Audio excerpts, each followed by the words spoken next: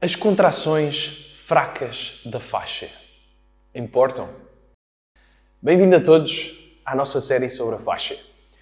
A descoberta básica de Schlipp e outros parece suficientemente sólida e não vejo razão, neste momento, para contestar a observação de que a fáscia pode contrair-se.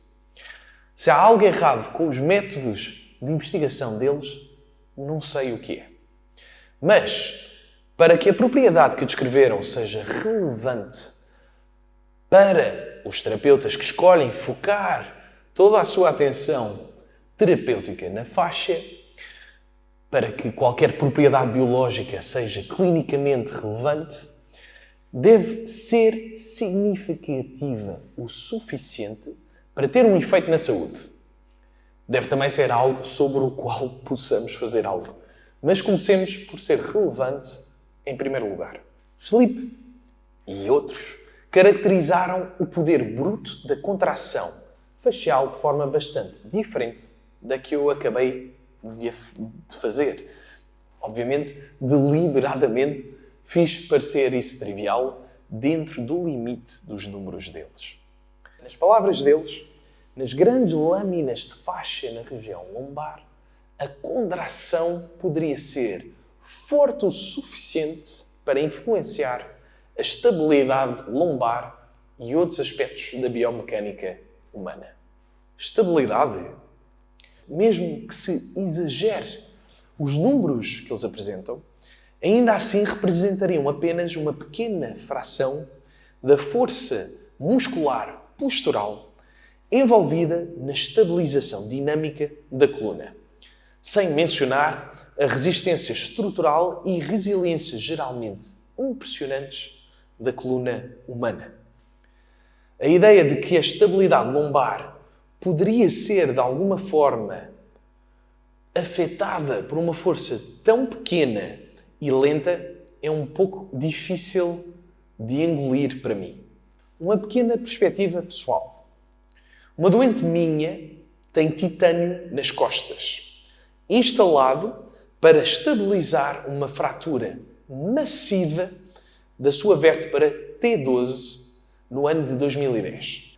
Tal é a resistência das colunas vertebrais que as fixações de titânio instaladas para a proteger, na realidade, partiram-se de ambos os lados, soltaram-se dos suportes aparafusados aos seus ossos. Da mesma forma, a escoliose severa pode torcer as fixações de titânio como pretzels à medida que avança. Esses são os tipos de forças envolvidas nas costas. As contrações faciais são uma parte minúscula de tais equações impressionantes.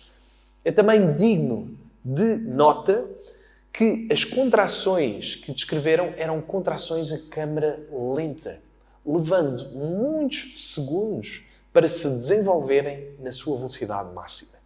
E isso baseia-se numa estimativa de força máxima teórica gerada pelas maiores e mais espessas camadas de fáscia na anatomia humana. Na maioria das partes do corpo, a fáscia é muito menos substancial, resistente para o seu peso, certo, mas na maioria das vezes bastante fina e delicada e muitas vezes até microscópica. Analogia. No sistema circulatório existem apenas alguns vasos sanguíneos gigantes, mas inúmeros vasos finos e microscópicos. O sistema facial é semelhante. Algumas grandes e óbvias lâminas de fáscia, um conjunto de estruturas mais modestas e delicadas e depois uma rede quase infinita de estruturas extremamente finas e microscópicas. É por isso que digo que estamos envoltos em fáscia fractalmente, ou seja, partes do conjunto têm a mesma estrutura, irregular e fragmentada, que o todo, mas a escalas diferentes. As forças geradas devem ser ofuscadas pelo próprio músculo. pelas forças do próprio músculo, em proporção aproximada ao número e tamanho das células contráteis envolvidas. Que as contrações faciais possam influenciar outros aspectos da biomecânica humana é um pouco vago. Um exemplo geral de tais aspectos pode ser que a faixa em contração poderia estar envolvida em assimetrias biomecânicas, mais apertada de um lado do que do outro. A validade de tal preocupação depende do quão sensível se pensa que a biomecânica humana é a forças tão subtis, ao ponto de que ninguém realmente tinha ideia de que a contração da faixa estava a acontecer antes deste estudo. Para quem anda a ler a literatura que tem vindo a ser produzido nos últimos anos, penso que saberão que a biomecânica é sobrevalorizada como fator em todos os tipos de problemas relacionados com dor. E há evidências extensas de que os seres humanos são maravilhosamente adaptáveis e lidam surpreendentemente bem com o seu meio envolvente, mesmo com deformidades grosseiras, quanto mais com assimetrias subtis e desequilíbrios. Irei abordar o modelo estrutural inerente à gênese da osteopatia num vídeo futuro. Prometo. A formulação das conclusões do artigo de Schliperol é sinónima de dizer que a contração facial é relevante apenas se o estruturalismo, se o modelo estrutural, for um modo útil de tratar e de pensar sobre terapia. Além disso, a sua formulação mostra um forte viés da importância da faixa. E o estudo foi financiado pela Sociedade Internacional de Biomecânica, pelo Instituto Rolf de Integração Estrutural e pela Associação Europeia de Rolfing. Apesar do que possa parecer, não estou realmente a acusar Schlipp e os seus colegas de terem quaisquer conflitos de interesse evidentes ou sérios. Os conflitos de interesse são mais comuns e menos problemáticos na ciência do que as pessoas pensam. Onde há ciência, há financiamento. Tal é a vida e as fontes de financiamento afetam a ciência de várias maneiras confusas e complicadas. Os estudos que precisamente avaliam o impacto desse financiamento e dos supostos conflitos de interesse variam de quase nada como impacto a verdadeiramente, loucamente, profundamente impactante. Então, estamos um bocadinho na dúvida sobre a importância dos conflitos de interesse. É seguro dizer, penso eu, que isto parece um caso limítrofe, algo na fronteira de ser um problema. Penso que as organizações, estas duas organizações, provavelmente não financiaram, ou não, pelo menos, continuariam de financiar pesquisas que chegassem à conclusão oposta, ou seja, não forte o suficiente para influenciar a estabilidade lombar e outros aspectos da biomecânica humana.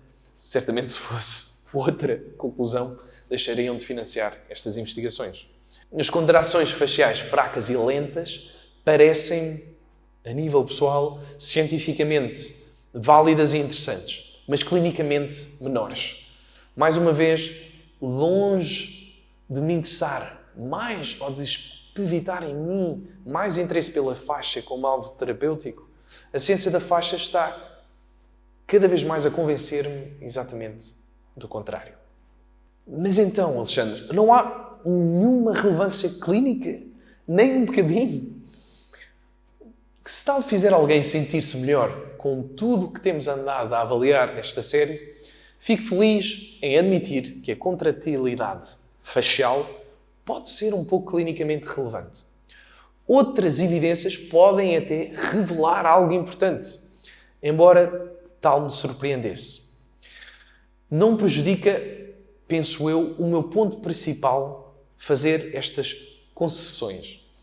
Para provar o meu ponto, tudo o que tenho de estabelecer é que a relevância clínica é discutível e provavelmente menor, na melhor das hipóteses. Em vez de ser uma espécie de certeza que teria de ser para apoiar metade sequer do entusiasmo sobre a faixa que se vê na indústria terapêutica, ainda hoje em dia. Esta é outra forma do que eu chamo de falhar no teste de me impressionar ou de me interessar. Normalmente menciono isso para salientar que é necessário haver fortes evidências de que os tratamentos funcionam antes de serem considerados como automaticamente comprovados. Efeitos de tratamento pequenos e temporários não deveriam impressionar ninguém. Neste caso, no entanto, é a relevância clínica da contratilidade facial que não me está a impressionar. Na sua dissertação original, Schlipp limitou a sua especulação sobre as implicações clínicas à generalização de que pode influenciar a mecânica musculoesquelética, como a estabilidade da coluna.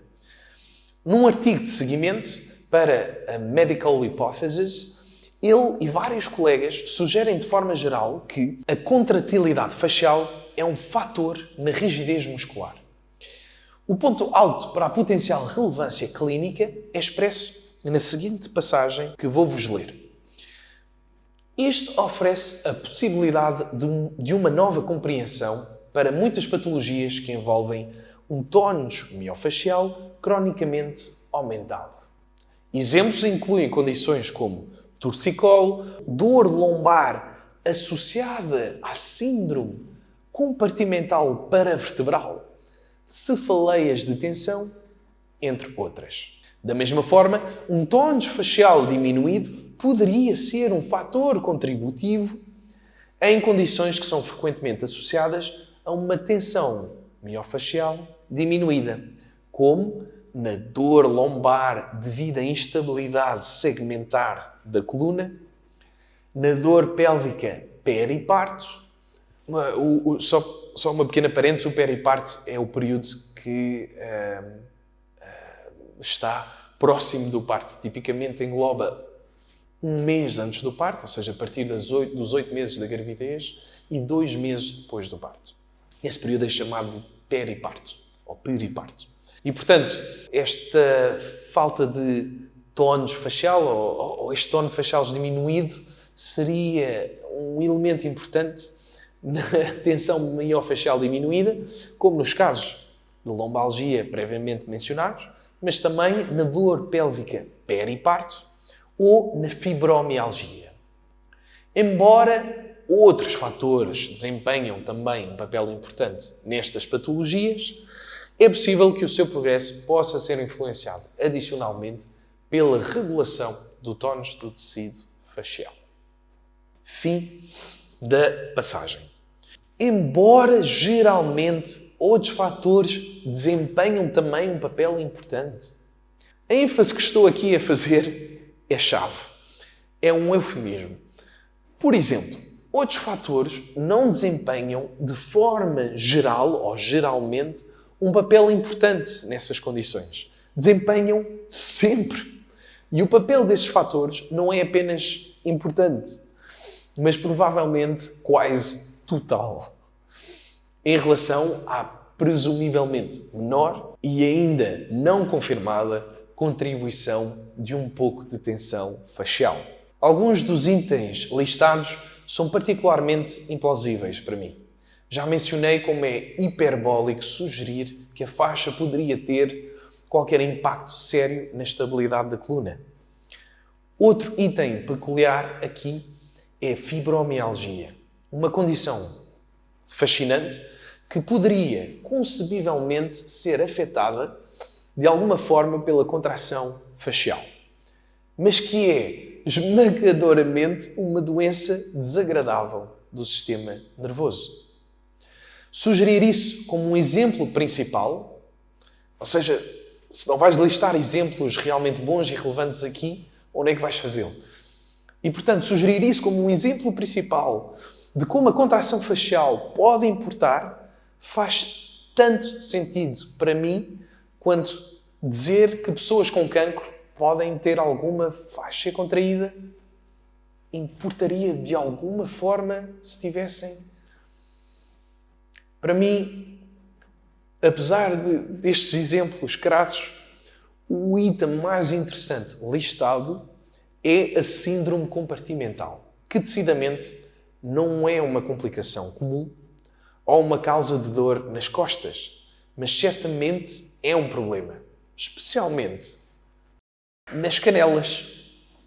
Li e estudei bastante sobre a síndrome compartimental em relação ao seu papel nas canelites, que é um nome comum ou popular que se dá à chamada síndrome de stress ou de esforço medial tibial, também conhecida ou apelidada por periostite medial da tíbia.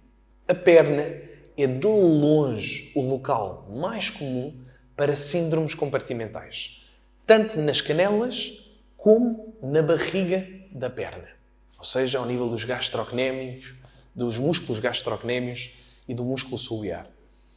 São mais ou menos desconhecidas de outras partes do corpo, sendo, quando é o caso, raras e geralmente menores e autolimitadas. Se os compartimentos faciais fossem propensos a contrações problemáticas, estaríamos constantemente a ter síndromes compartimentais por todo o corpo.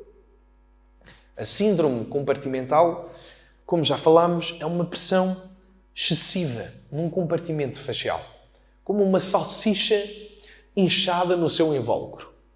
Se a fáscia começa a apertar um compartimento por algum motivo, poderia ser um problema.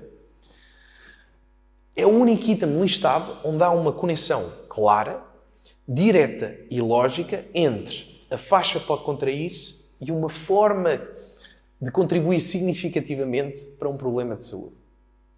Isso seria de facto relevância clínica.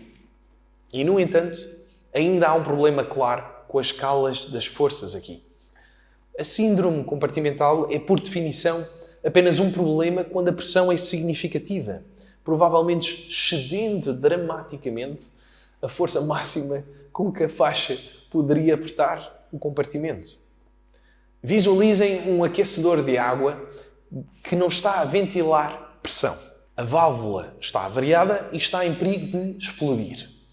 A pressão interna é imensa e não faria diferença prática se o aquecedor de água fosse um pouco maior ou menor. Mais uma vez, a contração facial provavelmente não é suficientemente forte para importar. Ainda assim, pelo menos é fácil ver como poderia importar em princípio e os números podem favorecer a contração facial como fator. E depois há o facto de sabermos, a partir de Dahl e colegas, que as propriedades estruturais e mecânicas são improváveis de explicar a síndrome compartimental crónica. Para prevenir a síndrome compartimental crónica de esforço, é necessário abordar aspectos para além da faixa muscular, conclui o autor e a sua equipa de investigação. Portanto, estão a ver aqui o padrão? Para um exemplo candidato após outro, a relevância clínica da contração facial é duvidosa ou menor. E quanto à faixa e aos pontos gatilho? Schliperol não trazem pontos gatilho, nódulos neuromusculares, para esta discussão, mas muitas outras pessoas certamente o fazem. A noção mais popular é que um ponto de gatilho está a ser comprimido e sustentado pela faixa contraída. Mas este conceito clínico sofre ainda mais do que os outros exemplos da relativa fraqueza das contrações faciais. Iremos explorar esta reivindicação específica de relevância clínica para os pontos gatilhos em detalhe noutro vídeo que faremos sobre pontos gatilhos, ou como são chamados em inglês, trigger points. Mas então, a contração facial é sequer interessante, Alexandre. A presença de células musculares na faixa não é nenhuma surpresa. Pessoalmente, nunca acreditei que a faixa fosse completamente inerte. Se passares algum tempo a estudar biologia, rapidamente torna-se evidente que não existem linhas ou divisões nítidas e que consistimos numa comunidade de células incompreensivelmente diversa e interconectada. O músculo funde-se de forma requintada no tendão, sem uma demarcação clara a nível celular. Ao nível microscópico, é como caminhar pela zona de sobreposição de dois barros adjacentes fortemente integrados. E quanto mais te afastas do músculo, menos células musculares vês e mais fibroblastos e as suas respectivas fibras aparecem. Que o tecido conjuntivo albergue uma pequena população de células musculares parece-me profundamente óbvio. A faixa envolve fractalmente cada músculo, por dentro e por fora. Por amor de Deus, como poderia não ter algumas células musculares e propriedades sobrepostas? Não sabia que era verdadeiramente o caso antes que tal fosse confirmado. Mas certamente não acho particularmente surpreendente. Suspeito que as propriedades ligeiramente contráteis da faixa estão simplesmente numa extremidade de um contínuo de função motora. O nosso sistema muscular é esmagadoramente o nosso principal meio de reagir a estímulos. O principal output dos nossos sistemas nervosos. E, em termos gerais, a ligeira contratilidade da faixa é provavelmente apenas as margens dessa funcionalidade. Um pouco mais do mesmo.